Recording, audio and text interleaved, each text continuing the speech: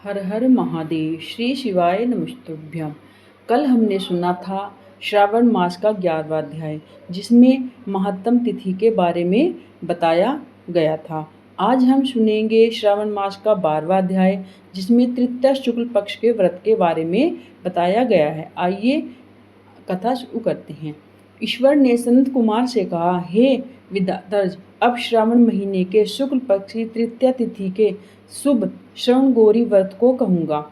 उस दिन साधक सुबह स्नान नित्य कर्म संकल्प करे, 16 उपचार से पार्वती शंकर का अर्चन करे, प्रार्थना करे, हे देवादिदेव, हे जगतपते, हे सुतम, मेरे द्वारा की गई पूजा को आप स्वीकार करें।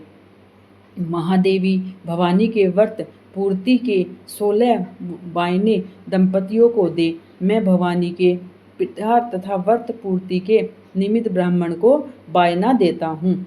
चावल पिसान से निर्मित 16 युक्त सतनिक 16 ब्राह्मणों को बुलाकर कहें, मैं व्रत की संपूर्णता फल प्राप्त के लिए देता हूँ। अलंकार आदि के संपन्न पतिव्रत धर्मयुक्त शोभन सुवासिनी इसे स्वीकार करे। इस प्रकार 16 साल, 8 साल, 4 या 1 कमल व्रत कर उस समय उद्यापन करें। अर्चन की समाप्ति पर कथा श्रवण कर व्यास का अर्चन करें। सनत कुमार ने शिवजी से कहा, हे प्रभु, हे ईश्वर, किसने इस व्रत को किया है? इसका क्या महात्म्य है? उद्यापन इसका कैसे होगा? आप सब यह मुझसे कहें। ईश्वर ने कहा, हे सनत कुमार, पूर्व समय में सरस्वती नदी के किनारे सुवीला नामक प्रसिद्ध महानगरी थी। उसमें कुबेर के तुल्य चंद्रप्रभ नामक वाला राजा था। उसके स्वरूप तथा लावण्य से युक्त, सौंदर्य मुस्कान युक्त मनोहर कमल सदृश नेत्र वाली महादेवी और दूसरी विशाला नाम वाली 2 रानियां थीं। उनमें से राजा चंद्रप्रभ को ज्येष्ठ महादेवी रानी अधिक प्रिय थी। एक दिन राजा शिकार की कामना से वन में गया। महासिंह, शार्दूल, वाहरा, आरणा, भैंसा, हाथी का शिकार कर प्यास से दुखी होकर राजा उसे बड़े वन में घूमने लगा। राजा ने अप्सराओं को तालाब में देख उसके किनारे पर जाकर उस तालाब का उत्तम जल पान किया। अप्सरागणों का भक्ति युक्त गौरी का अर्चन करते देखा। उन अप्सरागणों ने से कमल नेत्र वाले राजा ने पूछा, आप यह क्या कर रही हूँ? मैं बोली, हे नरोत्तम, हे राजा, हम श्रवण गौरी का व्रत करती हैं। राजा ने कहा, हे देवियों, इसकी विधि तथा इसका क्या विधान है? इसका फल आप विस्तार युक्त मुझसे कहें। उन स्त्रियों ने कहा, हे राजन, श्रावण शुक्ल तीज के दिन श्रवण गौरी नाम का यह व्रत किया जाता है। इससे परम प्रसन्नता तथा भक्ति द्वारा पार्वती शंकर जी का पूजन किया जाता है। 16 तार का डोरा अपने दाहिने हाथ में पुरुष व वाम हाथ में स्त्री बांधे। यह सुन चंद्रप्रभ राजा ने भी यह व्रत कार्य को संपन्न किया। सवधी 16 तार के डोरे को अपनी दाहिनी भुजा में बांधकर व्रत को स्वीकार किया। राजा ने कहा, हे देवादिदेव, मैं इस डोरे को व्रत के लिए बांधता हूँ, मेरे आप कृपा करो।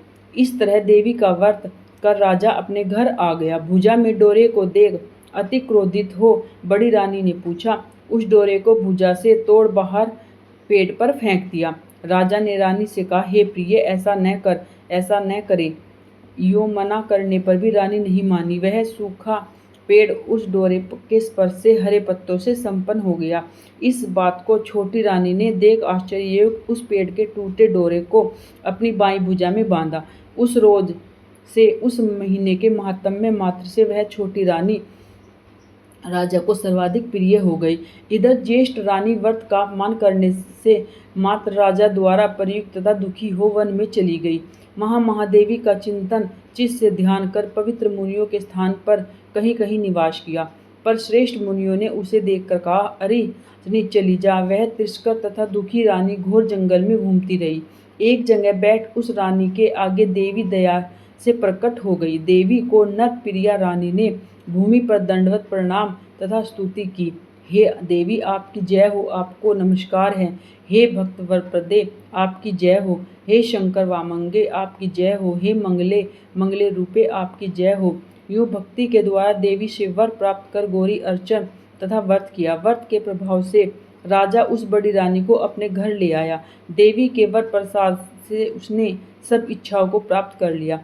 इस तरह दोनों रानियों सहित राजा संपूर्ण राज्य को उपभोग कर सब शक्तिशाली हो गया। अंत में दोनों पत्नियों के सहित राजा शिवलोक चला गया। 12वां अध्याय का महात्म संपूर्ण समाप्त होता है।